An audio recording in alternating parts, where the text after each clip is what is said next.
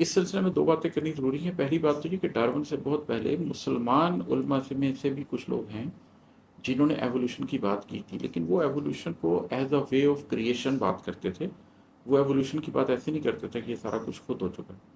और दूसरी बात ये कि अगर उस बात को मान भी लिया जाए तो वो डिबेटेबल है। अब तो एवोल्यूशन के अगेंस्ट भी बहुत से बायोलॉजिस्ट ने बात करनी शुरू कर दी है। अगर इकबाल ने बात की है ना कि ख़िरतमंदों से क्या पूछूंगा मेरी इब्तदा क्या है, कि मैं इस फिक्र में रहता हूँ मेरी इंतहा क्या है, कि मैं तो अपनी ज़ाती एवोल्यूशन के चक्कर में हूँ कि मैंने मरने से पहले कितना नूर अपने कल्ब के अंदर हासिल कर लेना। आप एवोल्यूशन की फजूल बहस में पड़े हुए हैं कि हम बंदर से के कज़न हैं या बंदर हमारे कज़न है और हम इवॉल्व कैसे हुए।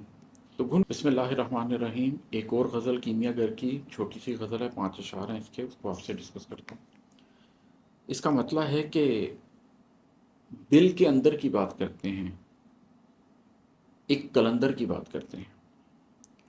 अच्छा, जो रूहानी सिलसिले हैं मैं उस मानी में तो बिल्कुल भी स्पिरिचुअली बिलीव नहीं करता हूँ, लेकिन कलंदर के बारे में एक रूहानी सिलसिलों में एक बात होती है कि बेसिकली ये कुल अंदर है। जब कुल आपके अंदर समा जाए तो फिर आप कलंदर बन जाते हैं। मैं कतई इस वक्त कौन कौन कलंदर थे और उनकी क्या रूहानी मकामात थे उससे बिल्कुल डिस्कशन नहीं कर रहा, क्योंकि उन चीज़ों को तो मैं ठीक नहीं समझता। लेकिन जस्ट एक ग्रामर के पॉइंट ऑफ व्यू से, एक लफ्ज़ के मानी के पॉइंट ऑफ व्यू से, ये लफ्ज़ मुझे खूबसूरत लगता है कि अगर कुल आपके अंदर आ जाए तो आप कलंदर हो जाते हैं। अब वो कुल आपके अंदर कैसे आ सकता है? बेसिकली ये कायनात तो आपके अंदर नहीं समा सकती, लेकिन अल्लाह जो इस कायनात से बहुत अजीम, बहुत वसी है, क़यामत के दिन ज़मीन उसकी मुट्ठी में होगी, सातों आसमान उसके हाथ के गिर्द लपेटे होंगे। वो अल्लाह जो ना ज़मीनों में समा सकता है ना आसमानों में समा सकता, वो कल्ब मोमिन के अंदर समा सकता है। तो दिल के अंदर की बात करते हैं, एक कलंदर की बात करते हैं। ये जो दिल है, इस दिल के बिल्कुल पास, ये दिल तो एक उज़्व जिस्मानी है, लेकिन इस दिल के बिल्कुल पास एक उज़्व रूहानी भी है जिसको कल्ब बोलते हैं। और वो कल्ब अगर ज़िंदा हो जाए तो अल्लाह उस कल्ब के अंदर समा जाता है। फिर इंसान अपनी आँख से नहीं देखता बल्कि अल्लाह के नूर से देखता है। फिर इंसान जो भी काम करता है वो ऐसे करता है जैसे अल्लाह के हाथ से वो काम किया जा रहा है। उसकी वजह ये होती है कि वो अल्लाह के निज़ाम के साथ हार्मनाइज़ हो चुका होता है। एक अल्लाह का निज़ाम है जो कायनातों पर है, और एक इंसान का निज़ाम है जो उसने इस दुनिया में कायम किया है। इस दुनिया में अल्लाह ने इंसान को इख्तियार दे दिया है कि यहाँ पर वो निज़ाम चाहे तो अल्लाह की मर्ज़ी के मुताबिक चला ले, और चाहे तो उस निज़ाम को अपनी मर्ज़ी के मुताबिक चला ले। हम जानते हैं कि कुरान ज़िक्र करता है जब ज़ुल्क़रनैन का, तो किस तरीके से इस बात को बयान किया जाता है कि उनके पास जब क़ुव्वत आई तो उन्होंने उस क़ुव्वत को किस तरीके से इख्तियार किया। और हम ये भी देखते हैं कि आज के दौर में जब इस मादा परस्त दुनिया में मुख्तलिफ़ कौमों, मुख्तलिफ़ लोगों के पास क़ुव्वत आई है तो वो इसको किस तरीके से इस्तेमाल कर रहे हैं। तो वो जो एक क़ुव्वत है, आप उसको इस्तेमाल किस तरीके से करते हैं, उस कल्ब के अंदर अल्लाह का नूर आने के बाद। तो अगर आप उसको समझ लें और उस नूर से देखने लग जाएं और उस कल्ब की शनाख्त आपके ऊपर वाज़ेह हो जाए, तो आपके अमल के ऊपर उसका बराह रास्त एक असर होता है। तो उसके ऊपर बात करनी ज़रूरी है ताकि लोग अपने कल्ब को समझ सकें। दिल के अंदर की बात करते हैं, एक कलंदर की बात करते हैं, और है कि घुन के कीड़े से बन रहा हूँ बशर, घुन के कीड़े से बन रहा हूँ बशर, आप बंदर की बात करते हैं। ये जो डार्विनियन एवोल्यूशन की पूरी थ्योरी है, ये बड़ी एक मज़े का खेज़ चीज़ है कि इसके अंदर ये हमें ये बताते हैं कि हम इंसान इवॉल्व होकर उसी तरह डेवलप हुए हैं जैसे बंदर डेवलप हुए हैं, और एक तरह से वो बंदर हमारे कज़न्स हैं किसी जगह पर, हमारे एंसेस्टर्स में सेपरेट हुआ ये डीएनए, और एक डीएनए डेवलप होते होते बंदर बन गया, एक डीएनए डेवलप होते होते इंसान बन गया। इस सिलसिले में 2 बातें करनी ज़रूरी हैं। पहली बात तो ये कि डार्विन से बहुत पहले मुसलमान उलमा से में से भी कुछ लोग हैं, जिन्होंने एवोल्यूशन की बात की थी, लेकिन वो एवोल्यूशन को as a way of creation बात करते थे।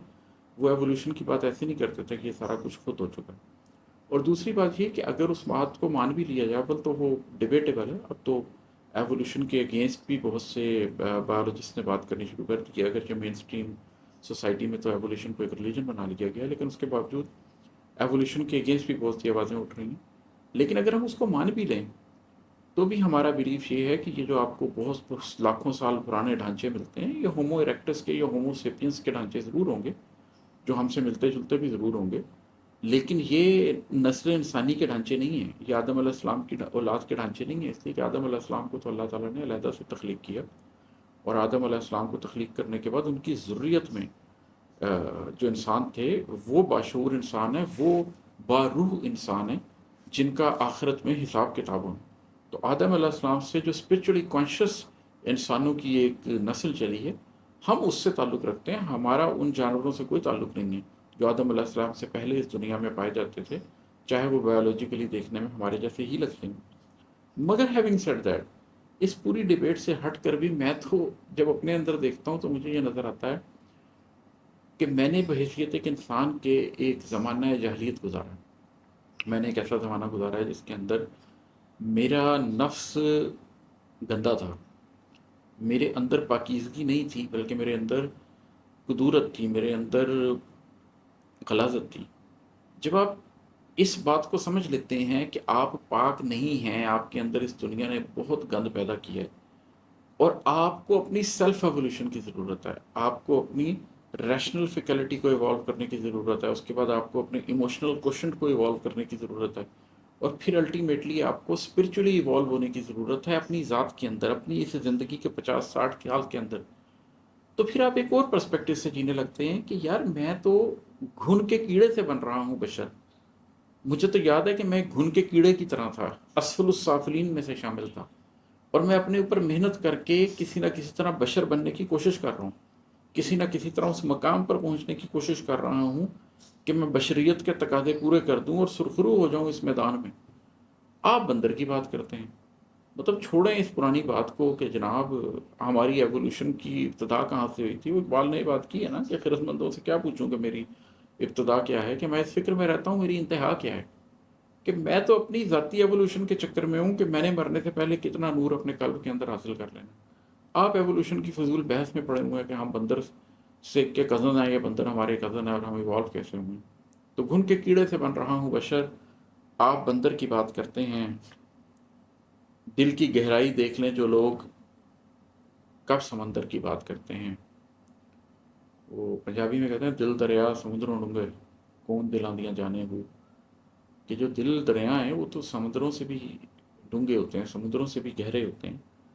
تو جو شخص اپنے دل کی گہرائی جان لے، جو شخص نسل انسانی کے قلوب کی گہرائی جان لے، اور یہ جان لے کہ اس کی تہ میں کیسے کیسے موتی ہیں، اس کی تہ میں کیا کیا ہے جو وہ ڈھونڈا جا سکتا ہے، وہ پھر سمندر اس کے لیے کوئی چیز نہیں ہے۔ وہ دنیا کے سمندروں کے اندر جا کر وہاں پر موجود میرین لائف سے زیادہ اپنی ذات کے سمندر میں اتر کر اس کی تہ میں موجود موتی ڈھونڈنا چاہتا ہے، اپنی ذات کو کھوجنا چاہتا ہے، اپنی ذات کی ایولیوشن کے اوپر کام کرنا چاہتا ہے۔ اور یہ ایک شعر ہے، یہ ایک سفر میں نے کیا تھا اس کے تناظر میں ہے، یاد کرتے ہیں وہ پہاڑ کی سیر، آج پھندر کی بات کرتے ہیں۔ اگر آپ میں سے کبھی کسی نے گلگت شہر سے ٹریول کیا ہو گاہ کچھ کی طرف، اور پھر آگے یاسین ویلی وغیرہ کراس کی ہو، اور پھر وہ اس طرف گیا ہو جہاں پر پولو فیسٹیول ہوتا ہے، تو رستے میں ایک بڑی خوبصورت جگہ آتی ہے جس کو پھندر کہتے ہیں۔ تو بہت خوبصورت، بہت سینک چھوٹا سا گاؤں ہے، دریا ہے اس کے ساتھ ہی بہت اونچے اونچے پہاڑ ہیں، دریا کے بیچ میں کچھ جزیرے ہیں، ان کے اوپر کچھ لوگوں نے بڑے خوبصورت ریزورٹس بنائے ہوئے ہیں۔ تو نہایت ہی دلکش جگہ ہے جہاں پر آپ ٹائم اینڈ اسپیس ایک طرح سے آپ کو جا کے لگتا ہے کہ رک گئے ہیں، اور آپ کو محسوس ہوتا ہے کہ آپ بیٹھ کر اپنی روح سے بات کر سکتے ہیں، اپنی ذات سے بات کر سکتے ہیں۔ تو ایک زمانے میں بھی وہاں سیر کرنے گیا تھا، تو اس حوالے سے ہے کہ یاد کرتے ہیں وہ پہاڑ کی سیر، آج پھندر کی بات کرتے ہیں، اور ہے کہ بے ہنر بے شعور شخص عماد، بے ہنر بے شعور شخص عماد کس مچھندر کی بات کرتے ہیں۔ بیسیکلی میر کا ایک بڑا مشہور شعر ہے کہ میں نے جانا کہ کچھ نہیں جانا، سو بھی ایک عمر میں ہوا معلوم۔ تو یہ جاننا کہ میں کچھ نہیں جانتا، اس میں بھی بڑا وقت لگ جاتا ہے۔ کچھ لوگوں کو ساری زندگی یہ پتہ ہی نہیں چلتا کہ وہ کیا جانتے ہیں اور کیا نہیں جانتے، ان کی حدود علم کیا ہیں۔ ایتھیس، اگنوسٹکس، وہ اپنی حدود علم نہ جاننے کی وجہ سے ان سوالوں کے جواب ڈھونڈتے رہتے ہیں جن سوالوں کے جواب وہاں پر ہیں ہی نہیں جہاں سے وہ ان کو ڈھونڈ رہے ہوتے ہیں۔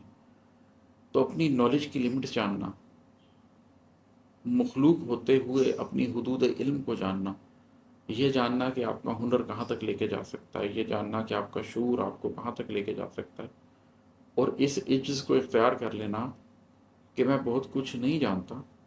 تو میں نے بھی زندگی میں جب کسی حد تک تھوڑا بہت علم آیا تو وہ دور گزارا جس میں مجھے احساس ہوا کہ میرے پاس علم آ گیا، اور پھر جب تھوڑا سا اور علم آیا تو اپنی جہالت کے اوپر رونا آیا کہ سمندر میں سے ایک قطرہ نکال کر تمہیں محسوس ہو رہا تھا کہ تم سمندر کو سمجھ گئے۔